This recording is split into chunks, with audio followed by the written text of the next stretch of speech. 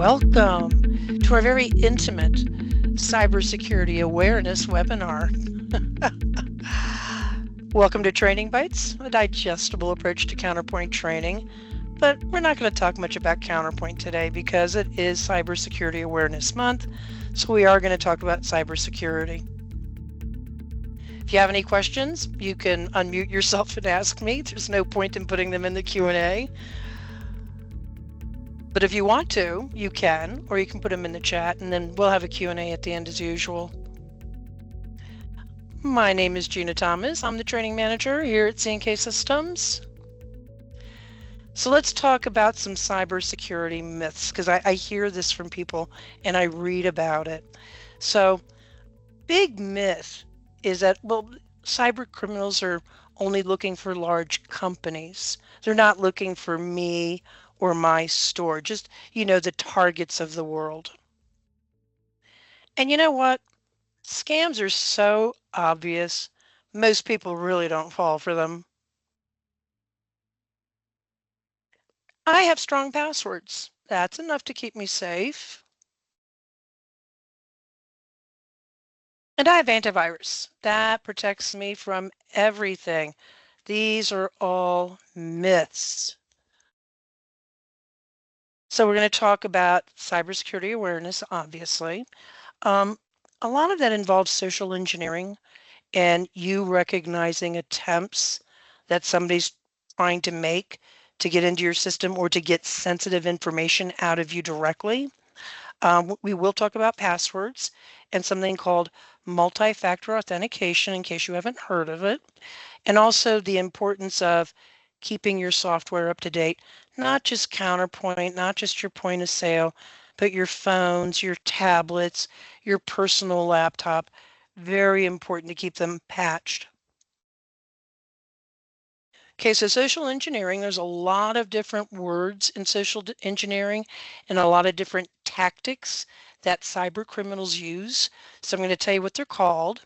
There's something called phishing. You may have heard that. That's been around a while. Vishing, you may not have heard of that. Caller ID spoofing, you may not have heard of it, but you've probably seen it on your phone. Impersonation, which is just what it sounds like. And something called brushing. This is relatively new phenomena, and we'll talk about all of these. So in general, social engineering is used by cyber criminals. It's a technique, whether they use phishing, vishing, smishing, and the goal is to trick you or somebody that they're contacting into revealing sensitive information. And the tactics they use is really to exploit. And that's kind of the theme of social engineering. It's exploiting your emotion, sympathy, or fear. They use all of these. So let's talk about the common tactics. Phishing is typically by email, been around a little bit longer. Vishing, telephone for your landline. Could also include your cell phone though. And smishing, that's in your cell phone by and large. Impersonation is somebody pretending to be somebody else. And then caller ID spoofing is a way to get you to answer your phone because you recognize an area code or a name comes up on your caller ID that is familiar to you. So first we'll start with phishing. Again, people are trying to trick you into giving away sensitive information. They're looking for your passwords, credit card numbers, personal details. Be careful what you say on Facebook, please. And they pretend to be a very trustworthy source. And they typically use emails or fake websites combined with urgent messages. And here's how diabolical they are. So you'll get an email that maybe it looks like it's from your bank or a coworker or some service that you're using.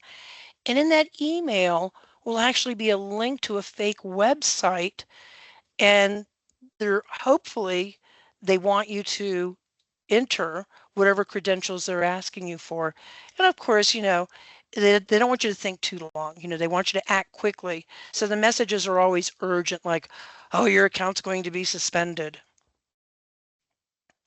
So here's a real life example. This happened in real life. I got this from the Microsoft website.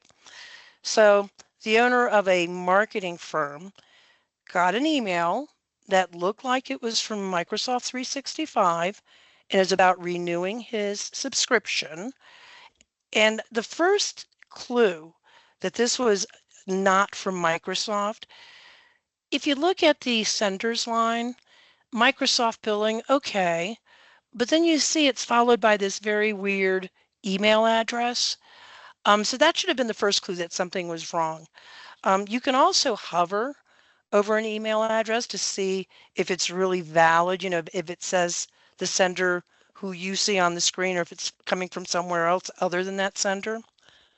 So anyways, this guy actually clicks on the link and he goes to what really looks like an official Microsoft page and entered his credentials.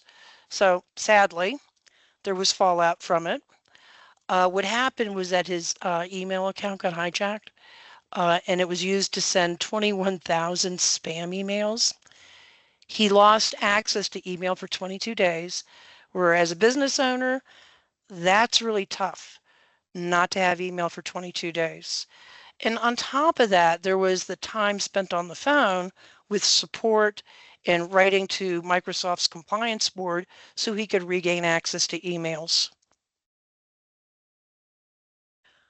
Here's another phishing example. There's a lot of these out there where it looks like it's coming from your bank, and it conveys, a sense of urgency and wants you to click on something, which ultimately is going to be a malicious link to get your sensitive information. I get these all the time, but they're not from, it's not a bank I recognize. So to me, it's a very obvious one.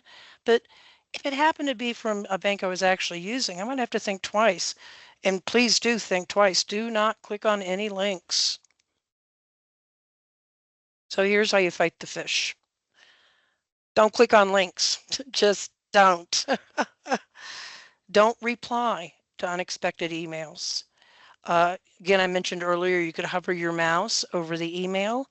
You can also hover your mouse over the link to see if it's going where it says it's going when you read it.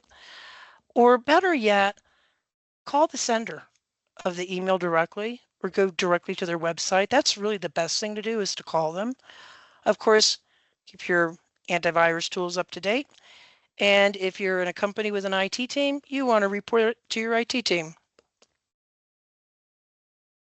Now, phishing, again, it's another social engineering tactic. It involves the phone, and the goal is to gather sensitive information by using manipulation, intimidation, fear, whatever emotion. So here is a real example. Maybe you get a message or a phone call that it's time to renew your computer's virus protection. And whether you want to renew it or not, they still need to know your credit card number, maybe even your social security number. So they've gained what they wanted from this fake phone call. Or here's one that I've seen myself, uh, especially on my phone. If I'm on some social media site and I click on a story that I want to read, and all of a sudden you get this big scary warning in red, and you hear sounds and warning, your computer's infected, call this number. So that could even happen on your PC. And what the scammers do is they want you to call their number so they can ultimately add malware to your device or your computer. But if you ever get one of these scary warnings making noises, reboot your device. It should be fine. Make sure you have antivirus. Now, here's one that's especially diabolical, where you get an email and there's a voicemail attached to it. And if you click on the voicemail, it gives that scammer access to your login credentials. So again, you're looking at who sent this. Do I recognize it? Was I expecting it? And if it's no, no, and no, just delete the email. The takeaway is just don't click on anything. How about the advanced fee fraud? I'm sure you've heard about this in the news, where, somebody says you won something or you've inherited something, and all you need to do is make a small payment to cover the notary who's going to release the funds. And the only one that wins is the scammer. They got money out of you. Gift cards. This is a very popular scam technique. So maybe someone impersonating your boss via email or even voicemail. They say, hey, I need you to go out and buy these gift cards. We're going to give bonuses to everybody. So make sure you buy them and send me pictures of the back or text me the numbers. Um, and then they just keep everything and they go out and spend those gift cards. Again, the prize wins. Oh, you didn't enter a contest, but you've won. I see stories about this all the time, where somebody gets an email or some type of notification or phone call that they've won, and they never entered any type of contest. And all you have to do to collect your money is provide your bank account details, your address, your date of birth. Oh, how about your social security number while you're at it? And that's the whole thing. That's what the scammers are trying to do. They're just trying to get you to react and give them what they want and not let you have time to think. Especially during tax season, a lot of IRS scams go out, whether it's by phone or whether it's by email. And, they're threatening the IRS is going to take some type of legal action involving your Social Security money. They even go as far as to, they'll send agents to your home, especially popular during tax season. First of all, the IRS isn't going to call you. If the IRS wants you, they're not going to email you. They're going to mail you a regular stamped type of letter. So fight the vish, recognize the red flags. If someone is using urgent or threatening language, your account will be locked. If anyone's asking you for passwords and pins, even though it seems really innocent, that's a red flag. And again, you see on the phone, it might be a trusted area code or a trusted name. Just don't engage any of this. There's people out there that like to play with scammers because, outsmart the scammer or scam the scammer. Don't do it. Just hang up the phone and move on with your life. You have better things to do. Now, smishing is going to involve your cell phone, and it's texting. So when you get a text, you want to look at the phone number and, is it a valid phone number? Like in this example, 5555 is not. And then look that there's a link and then there's this, enticing message. Oh, you've won $1,000 Target gift card, but look at the link, walmartclick.com. I mean, that should raise a red flag. That should be suspicious. Even if it had a valid Target link on it or what looked like a valid, I still wouldn't click on it just because it's on my phone and I didn't enter any contest. Or maybe you see just a phone number you don't use. Somebody is making up a phone number so it looks valid or it looks legit, and they put some random digits for an ATM card and a link to, stop the credit union from deactivating your account. So again, the takeaway here is don't click. Call them directly. And remember, the prevailing tactic is they don't want you to think, they don't want you to slow down, they want you to react right away. There's no hurry, trust me. So here's a true example. A cyber analyst, and you read that right, this is true. A cyber analyst got a text message complaining that he had missed a delivery and they wanted a small fee to bring the package back. So he just went ahead and entered his personal and financial details and then realized it was a scam later. And this is a cyber analyst. So even people that are professionals at this can be vulnerable. Here's another smishing example. And again, a lot of these have to do with impersonating banks. And they send you what looks like an official email. Your account's going to be locked. And they do mimic real bank alerts and they give you that sense of urgency. But man, once you click on that link, you're unknowingly giving away some type of credentials. Call your bank directly. So fighting the smish, again, remember it's emotionally manipulative or it's got your curiosity. Even tech-savvy individuals get caught off guard. Remember, gift cards are a really common scam, especially if you work for a company where your boss is texting you or emailing you. Um, but just verify the messages. I mean, it's easy to do, doesn't take a lot of time. Call directly, verify that it's really legitimate. Now, caller ID spoofing is a phone number that comes up on your phone that maybe it has a familiar area code. But remember, just because a number pops up on your phone that maybe even has a name with it, and you say, oh, yeah, I recognize that name, your caller ID does not guarantee who's calling you. It just doesn't. So if you don't want to answer the phone, hang up and call that person back. Or if they have a website, go visit the website in case it's a store calling you. So an example of some spoofing, again, using the bank, person appears to receive a call that's from their bank. The caller ID matches, whatever number is printed on their debit card because they can spoof that too. And then the caller claims that there's a suspicious activity and they ask you to, confirm a bogus transaction. And then to secure your account, you need to give them your account number and PIN. Okay, so that was the goal, was to get that information. So the thing with the ID spoofing, there's no threats or drama. It tends to be, calm, professional people calling you. And they're creating a sense of trust. And they're not using any high-tech tricks. It's just basic social engineering. One that I've been getting a lot lately is I get a voicemail, because I don't answer it, but I get a voicemail that says, you can't hear the beginning of it, so there's no company announced, but it trails and it says, oh, and your tax problem, you're entitled to tax relief, just give us a call. And every time I get one of these calls, it's from a different phone number. Don't answer them. Okay, so never trust your caller ID alone. Banks are not going to call you and ask you for sensitive information over the phone.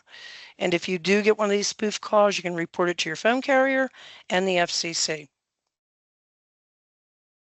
Now, impersonation, exactly what you think it is, somebody pretending to be somebody else.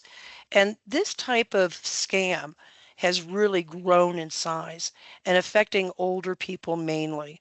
And again, it's that same theme. They're preying on your emotion, being manipulative.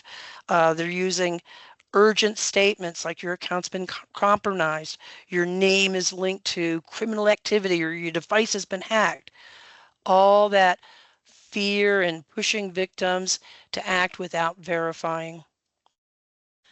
So again, true story, 80-year-old retiree gets a call from someone claiming to be a police officer, and they tell her their social security number is linked to a drug trafficking and money laundering scheme.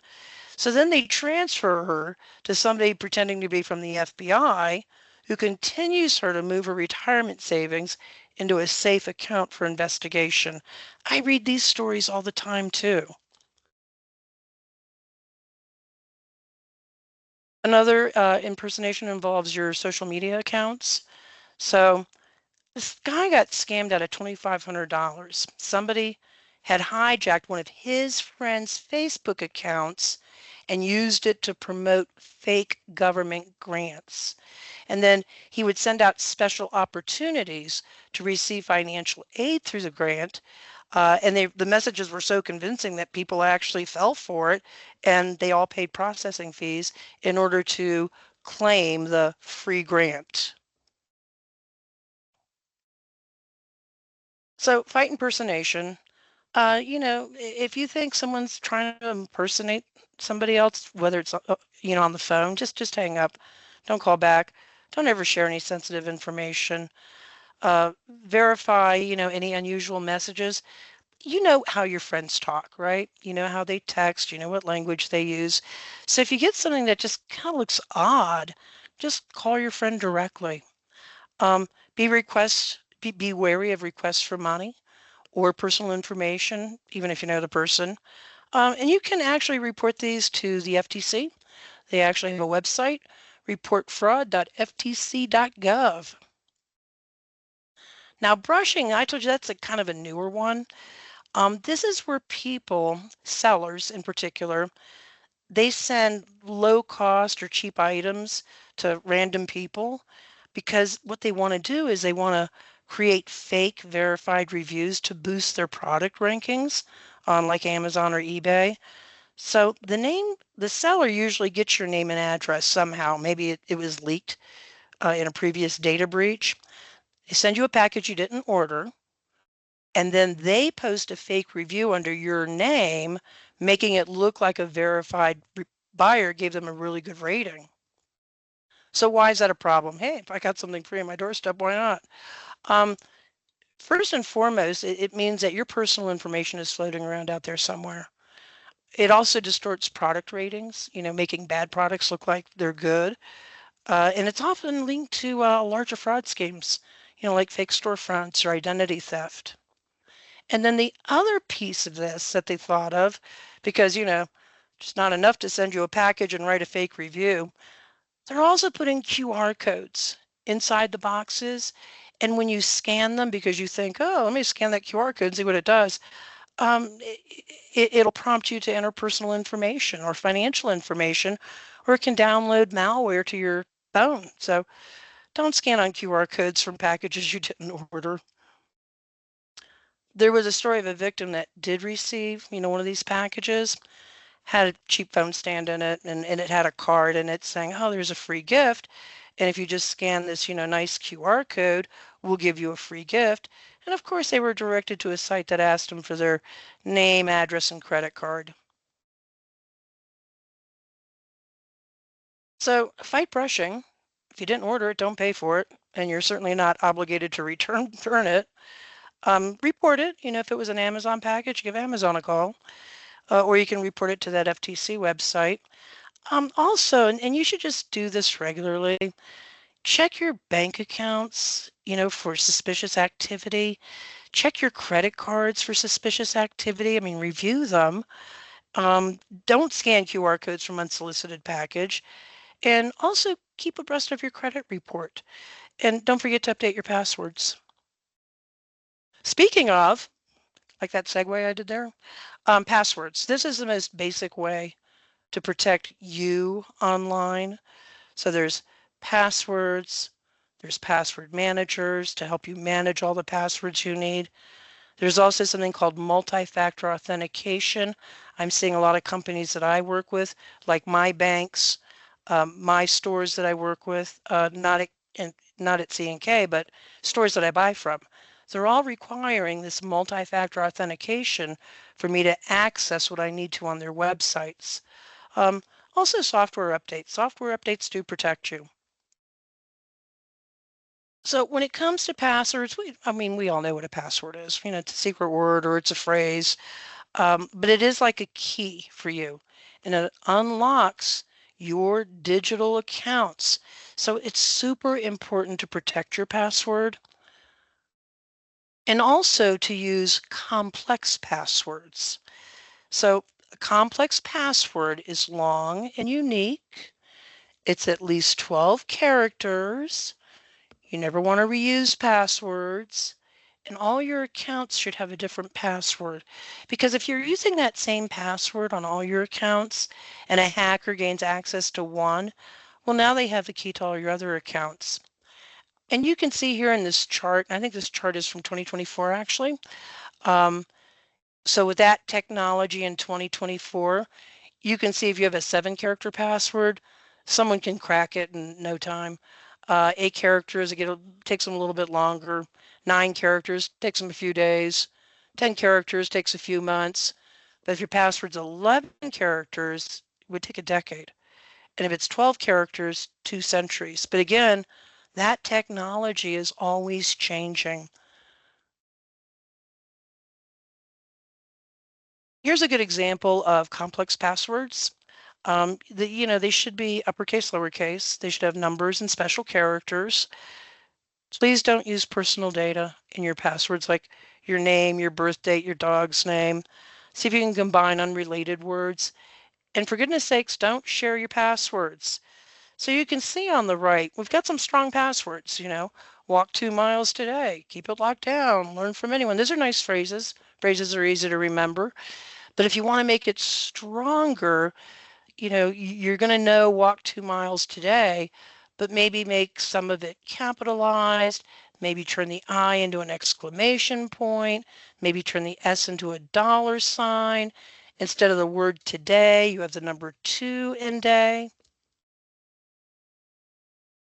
So how do I keep track of all these passwords? Don't put them on a Post-it note, please. Please don't. Use a password manager. They're encrypted vaults. They exist to store passwords. Another nice thing about these password managers is they can create passwords for you, because sometimes you're like, oh, well, what should my password be? Matter of fact, I think on the last slide, if you have a problem coming up with passwords independently, there's a website, there's more than one website that you can go to have the website generate a password for you. But if you have a password manager, that password manager will help you out with that, or actually generate the passwords for you. And most of them are easy and free, or at least have a free trial. Multi-factor authentication. Now, again, I've seen this trend pick up a lot lately, where I not only need to use my password, but I need something else to identify me. So at work, it's usually a code texted to my phone. But now when I go to my bank website, they want multi-factor authentication. Again, they want my password, but something else that identifies me. So what is that? It's something I know is my password. And then multi-factor authentication can include something you have or something you are. So you have to have the password and then one of the two below it. The password plus something you have, which is like the app on your phone or a physical hardware token, or your password and something you are, which would be like your fingerprint or facial recognition or even a retina scan. Of course, I mentioned before, because I like to repeat myself, please keep your devices updated. You're supposed to install your patches within 30 days after release. That includes your phones, your tablets. I think it's very important to practice good cybersecurity at work and at home, especially if you have kids. Kids are always in a hurry. So, you have to teach everyone, slow down, think before you click. Hey, everyone use your passwords. Let's email and text and phone safely. And then, of course, report anything suspicious immediately, whether it's within your family or within your business. There's a lot of information about cybersecurity for your friends, your family, for your business at this website, staysafeonline.org. I encourage you to visit it. They've got lots of great posters if you want to put posters up in the office. So when it comes to Counterpoint, again, basic security that, I recommend that you use. There's a basic store security I recommend you use, a work group security, and then of course menu codes to control who does what in Counterpoint. So in store security, my recommendation is that everyone has their own login credentials. It's not only my recommendation, it's a PCI compliancy rule. You can't have one login for everyone to use to ring a sale. And I see this too often. People log in as the username POS, and they all have the password of password 123. Everyone needs to have a unique sign-in and their own password. Something that I would do if I had a retail store today is I would go to set up point of sale stores. On the tickets to tab, I would enable the switch called login for each ticket, meaning anytime someone rings a sale, they have to put in their credentials. That way there's accountability.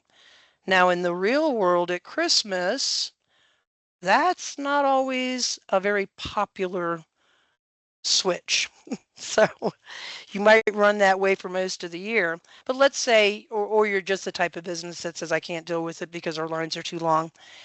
If you don't employ that switch, then you do have to go to Set up System Work Groups to the Security tab, and you have to enable the automatic station lock, meaning if the computer's idle for X amount of minutes, just lock so somebody has to sign in with credentials in order to get back into Counterpoint.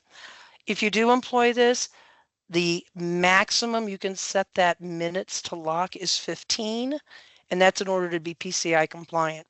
So if you're not going to use the login for each ticket, you must use this. And that's all, again, PCI compliance and protecting your customers' data. Too often, and again, this depends on the size of your business, but too often I find out that everyone in the organization is a system administrator. This is just not a good practice for everyone to be a system administrator and give everyone full access to everything in Counterpoint. And so you can control groups of people and what they see when they sign into Counterpoint under Setup System Menu Codes. If you need something to refer back to, I did a webinar on this in February of this year. So when you get your link Friday to this recording, that link takes you to my entire library. So you could look up the February webinar with menu codes, but it's a great tool to grant or restrict access to various modules in Counterpoint. Now, what I talked about today is so super basic to keep, yourself safe online. But as far as your business is concerned, there's a lot to cybersecurity, a lot more than just, hey, I've got good passwords and yeah, I run my antivirus. I mean, who's maintaining your point of sale stations? Who is monitoring your servers? Who's watching your network to make sure it's protected and you're not succumbing to any threats? Who is strengthening your defenses with your firewalls? And who's checking up on your antivirus to make sure it's working? And what about, log monitoring and intrusion? And are you backing up? Especially if you're in Hurricane Alley or flood-prone zones or fire zones, please have a backup. We can handle all of this for you. We can back up to the cloud, and if there's a disaster, we can restore pretty quickly. So if you're interested in any of these services, to take it off your plate so you're not doing it, give your account manager a call. We can help you out. Okay, so hopefully your takeaways are use your passwords, please. Use unique, strong passwords and multi-factor authentication. But again, you're going to be forced into that a lot over the next months, I think. Social engineering, that's the big thing.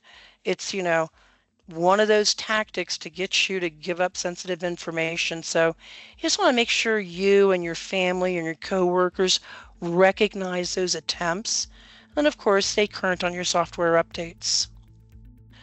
Okay, I appreciate your feedback, topic suggestions. You'll get a link to the recording by Friday along with a survey. If you want to take that survey today, you can go right to our website, www.cksystem.com/training bites survey. Next month, November the 5th. See, we talk about cybersecurity in October. November, we're going to talk about basic loss prevention because the holidays are coming up. In basic loss prevention, we'll talk about retail shrinkage by the numbers, your external theft, internal theft, your best practices outside of the software and inside of the software, and then routine reporting so you can monitor suspicious activity, excessive voids or excessive returns or excessive price overrides, or why do we have all these holds and quotes? So we'll talk all about that next month.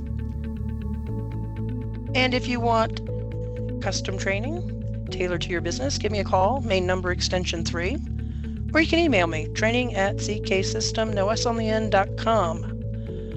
All right, let's check the queue here.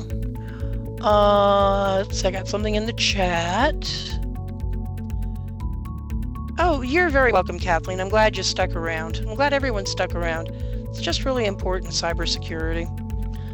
Okay, does anyone else have any questions? Comments? Well, I certainly appreciate your time today. Hopefully I see you on November the 5th. Have a great rest of your month. Happy Halloween.